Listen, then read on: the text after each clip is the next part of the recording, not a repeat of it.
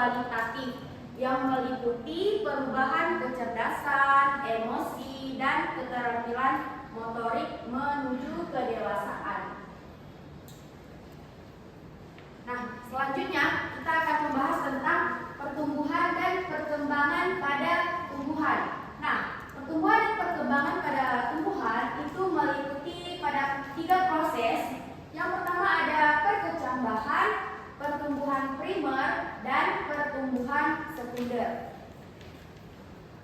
Nah, di sini kita akan membahas tentang perkecambahan terlebih dahulu. Cindy bisa dibaca? Bisa, Bu. Tahap awal pertumbuhan embryo di dalam biji untuk berkembang menjadi tanaman baru.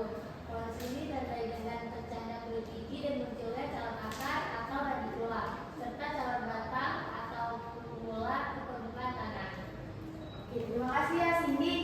Jadi udah dibaca ya. Selanjutnya ada proses perkecambahan biji, yang mana ada masa dormansi. Masa dormansi itu adalah masa di mana biji dalam keadaan istirahat. Tidur dia bijinya, tidak tumbuh karena kondisi lingkungan belum sesuai. Nah, kemudian ada inhibisi. Inhibisi itu dia adalah proses masuknya air dari luar benih ke dalam benih untuk meningkatkan kadar air benih. Ya, selanjutnya ada aktivasi enzim. Ada yang mau membantu Ibu untuk membacakan? Anissa mungkin? Enzim seperti amilase bekerja memecah cadangan makanan untuk energi pertumbuhan. Oke, terima kasih ya Anissa. Tolong ya semua fokus ke papan tulis, jangan asik main HP, main laptop. Nah, dia perkecambahan dibagi menjadi 2 tipe berdasarkan letak kotiledonnya. Ada yang tahu yang mana kotiledon? Coba diperhatikan yang mana di sini kotiledon dulu. Yang ini? Bukan. Ini? Bukan. Ini? Ya. Oke, baik ya. Jadi akan kita bahas satu-satu. Yang pertama ada epidial. Nah, epidial itu adalah kotiledon terangkat ke atas permukaan tanah akibat pemanjangan batang pada bagian bawah. Ini ya kotiledon. Bisa dilihat? Bisa. Oke, jadi contohnya seperti kacang hijau, kacang tanah, kedelai, dan labu. Selanjutnya ada hipogeal.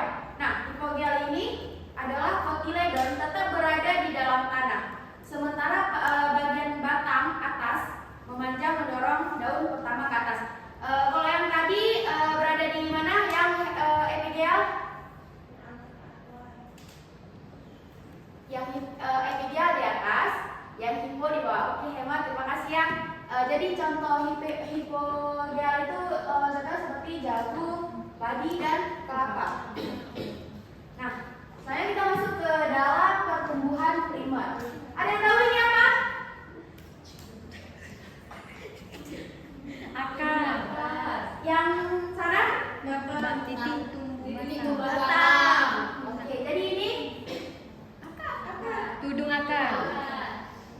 baik. Kita bahas ya satu-satu pertumbuhan primer. Pertumbuhan primer ini adalah pertumbuhan yang menyebabkan bertambahnya panjang akar dan batang. Nah, pertumbuhan ini terjadi karena aktivitas meristem apikal atau titik tumbuh. Nah, titik tumbuh akar ini terdapat di ujung akar. Bagian-bagiannya, ayo siapa yang mau membaca bagian-bagiannya? Maya mungkin, tolong. Titik tumbuh akar terdapat di bagian dari akar itu fungsinya untuk melindungi ujung akar. Kemudian ada daerah pembelahan itu fungsinya untuk sel aktif membelah. Kemudian ada daerah pemanjangan itu untuk sel bertambah panjang. Dan yang terakhir itu ada daerah diferensiasi, Bu, yaitu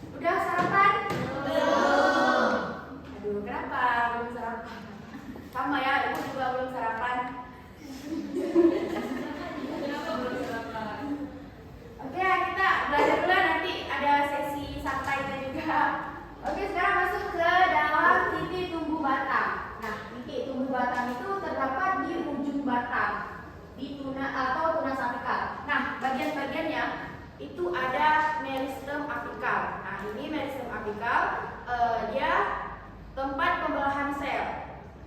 Kemudian ada protederum, itu adalah calon epidermis. Kemudian ada prokambium, itu adalah calon jaringan pengangkut.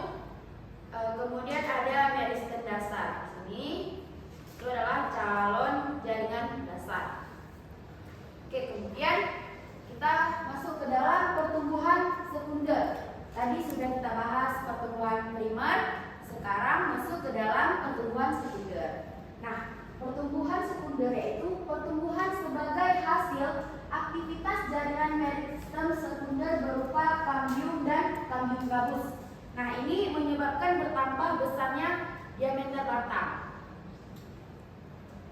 Ya, bisa kita lihat gabus ada di sini. Kemudian kambium gabus ini, floemnya di sini, di floem ini, silem. Nah, pertumbuhan kambium menyebabkan epidermis rusak sehingga membentuk kambium gabus galogen. Oke ya, sudah. Selanjutnya kita masuk ke dalam faktor-faktor yang mempengaruhi pertumbuhan dan perkembangan. Nah, dia ada faktor dalam dan juga ada faktor luar. Sekarang kita akan membahas tentang faktor luar ya. Faktor luar ini merupakan segala sesuatu yang mempengaruhi pertumbuhan dan sumbernya berasal dari lingkungan. Dara, coba dibaca satu-satu. Ada nutrisi, air, pH, kadar garam, oksigen, cahaya, suhu, kelembapan, gravitasi, sama sentuhan. Terima kasih Dara. Jadi bisa kita lihat ya, ini faktor luarnya. Kemudian masuk ke dalam unsur penting tumbuhan, yang dimana ada unsur makro dan unsur mikro. Nah, unsur makro ini adalah ada yang tahu makro itu apa dulu? Makro Kecil. Nah, jadi unsur makro itu merupakan unsur yang diperlukan oleh tumbuhan dalam jumlah yang banyak. Nah, ini bisa dilihat dalam tabel. Bisa. Seperti karbon, simbolnya, bentuk tersedianya, fungsinya sebagai apa?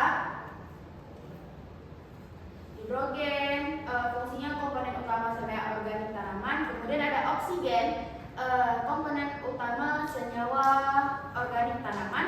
Kemudian ada nitrogen, berfungsi sebagai komponen asam nukleat, protein, hormon, dan koenzim.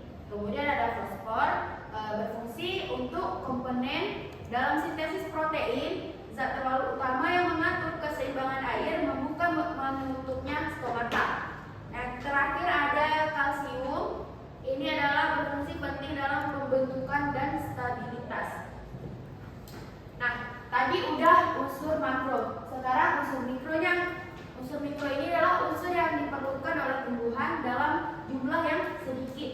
Contohnya ada klorin, boron, besi, mangan, seng, tembaga,